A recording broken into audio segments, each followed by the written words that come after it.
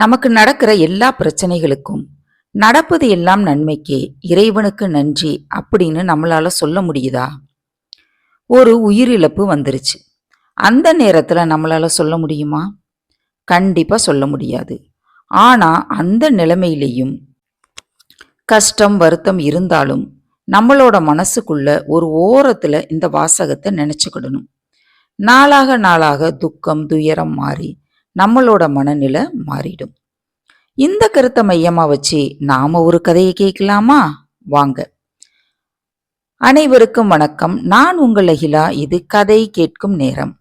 இந்த கதை பிடிச்சிருந்தா கண்டிப்பா சேனலுக்கு சப்போர்ட் பண்ணுங்க. நன்றி. ஒரு துறவி ஒரு ஊர்ல பிரசங்கம் முடிச்சிட்டு அடுத்த ஊருக்கு நடந்து போய்கிட்டு இருந்தாரு. போகும் வழியில பசி அதிகமாயிருச்சு. அந்த இடத்துல எதுவுமே கிடைக்கல. தூரத்துல ஒரு வீடு தெரிஞ்சது.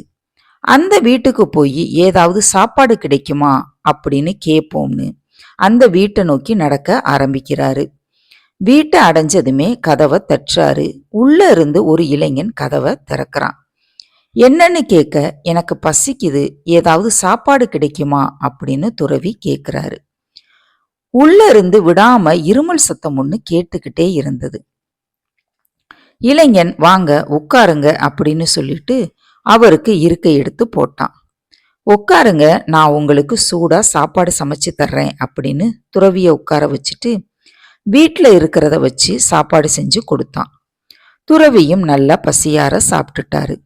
இளைஞன் துறவி கிட்ட, என்னோட அம்மாவுக்கு உடல்நிலை சரியில்லை, இப்படியே ஒரு 5 வருட காலமா இருக்காங்க, எவ்வளவோ வைத்தியம் பார்த்தாச்சு, சரியாகவே மாட்டேங்குது, இதுக்கு என்ன செய்யலாம்னு சொல்லுங்க அப்படின்னு கேட்டான்.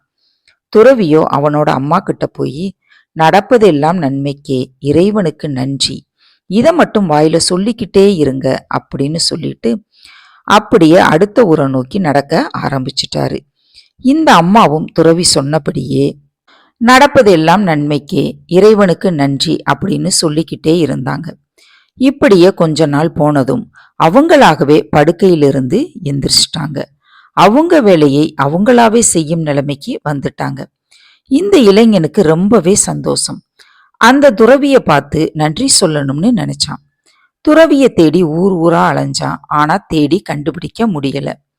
பிறகு ஒரு கோவில்ல துறவிய போல ஒருவர் பிரசங்கம் செஞ்சுக்கிட்டு இருந்தாரு. பிரசங்கம் முடிஞ்சதும் அவர்கிட்ட நடந்ததை முழுசும் சொன்னான். அதுக்கு அந்த துறவி, நமக்கு வரும் ஒவ்வொரு கஷ்டத்திற்கும் ஏன் இப்படி வந்தது, எனக்கு மட்டும் இறைவன் ஏன் இப்படி செஞ்சிட்டாரு, இன்னும் நான் என்னவெல்லாம் ஆக போகிறேனோ, என்னவெல்லாம் நடக்குமோ அப்படின்னு எதிர்மறையா சொல்லிக்கிட்டே இருந்தோம்னா இருக்கிற கஷ்டத்துல இருந்து நம்மளால வெளியே வரவே முடியாது.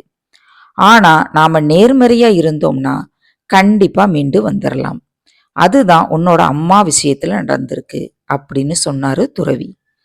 இந்த கதையிலிருந்து நாம தெரிஞ்சுக்க வேண்டியது என்னன்னா, நம்மளை சுத்தி நடக்கும் எல்லா விஷயங்கள்லையும், அதாவது எதிர்மறையான விஷயங்கள் நடக்கும்போது, நடப்பது எல்லாம் நன்மைக்கே, இறைவனுக்கு நன்றி அப்படிங்கிறத சொல்லிக்கிட்டே இருந்தோம்னா எதிர்மறையான எண்ணங்கள் நம்மளை விட்டு விலகி நேர்மறையான எண்ணங்கள் நமக்குள்ள நிறைஞ்சிரும். பிரச்சனைகள் எல்லாம் சரியாகி விடும். இனி ஒரு நல்ல கதையோடு அடுத்த வீடியோவில் சந்திப்போம். நன்றி, வணக்கம்.